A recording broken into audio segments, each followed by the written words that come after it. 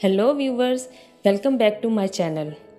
Viewers, अगर तो आप भी अपने बच्चों की पैदाइश के बाद वज़न कम ना होने, चेहरे पर एक्नी और हाइपर पिगमेंटेशन या हेयर लॉस और दूसरे लेडीज़ हार्मोनल इश्यूज़ की वजह से परेशान हैं, तो इस वीडियो में मैं आपको डिटेल के साथ इन तमाम प्रॉब्लम्स की वजह और उनका हल बताऊंगी।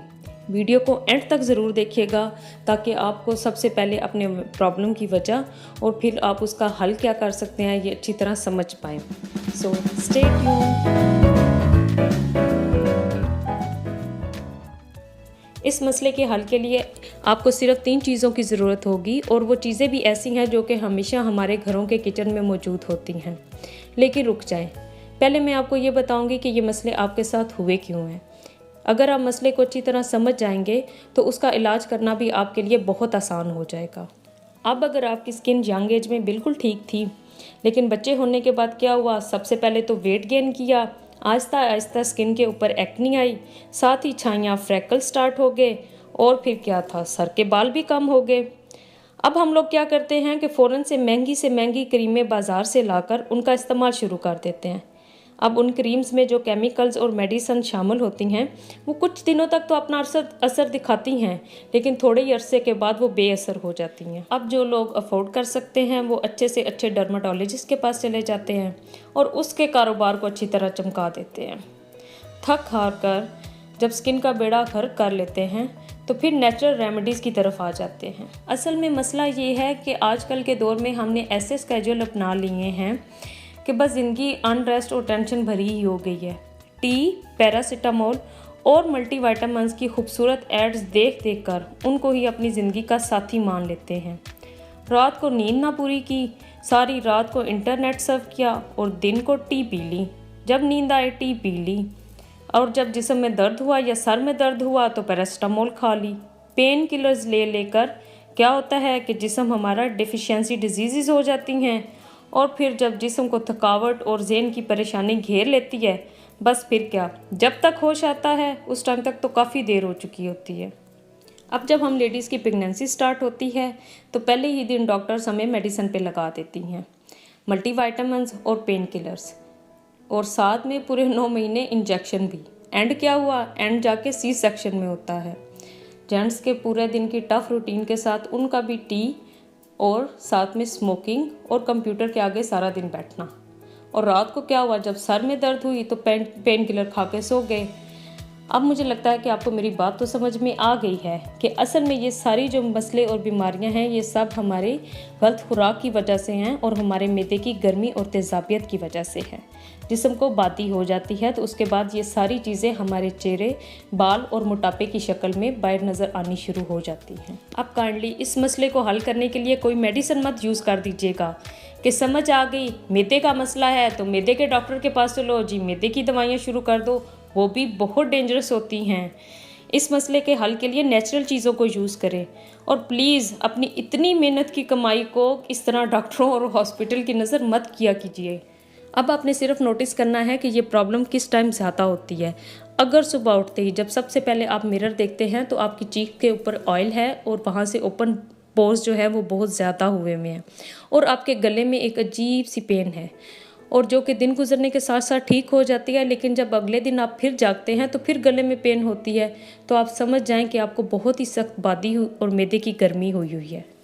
अब जब आप अपनी बीमारी को डायग्नोज कर लेंगे तो उसके लिए आपको सिर्फ 3 चीज़ें इस्तेमाल करनी होंगी जो कि आपको डेली अपनी लाइफ रूटीन में किसी ना किसी तरीके से रखनी है।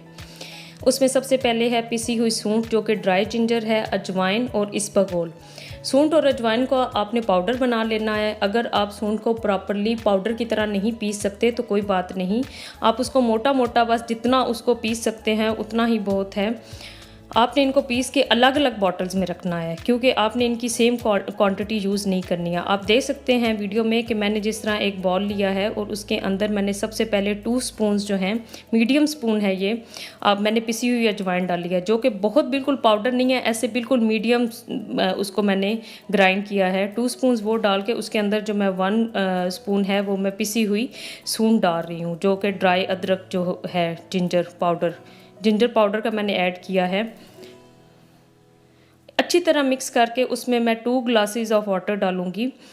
अब ये जो मिक्सचर है ये आपका अगले दिन का ये ड्रिंक तैयार हो जाएगा। इसको आपने ओवरनाइट जो है इसे भिगो के रखना है। अगर आप मतलब रात को नहीं कर सकते तो आप दिन को किसी टाइम बना के फ्रिज में रख लें, लेकिन रखें इसे फ्रिज के अंदर, क्योंकि उस तरह ये बहुत अच्छा, एक तो ये टेस्ट बहुत अच्छा देता है, नंबर 2 बात डाइजेशन के लिए बहुत बहुत कमाल की चीज़ है।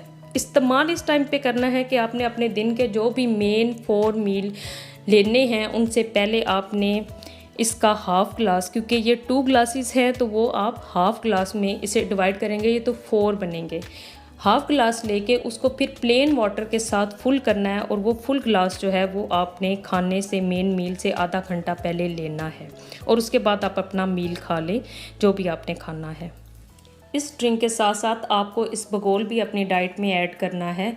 दिन में 2 दफ़ा किसी भी टाइम, ज़्यादातर अच्छी बात है कि खाने से पहले ले लें। आपने ड्राई इसबगोल की 1 स्पून जो है वो लेनी है। 2 स्पून कम से कम डेली अपनी डाइट में ऐड करें। अगर रात के वक्त आपके पाँव जलते हैं और आपको नींद नहीं आती तो ये ड्रिंक जो है ये आपने ज़रूर इस्तेमाल करना है।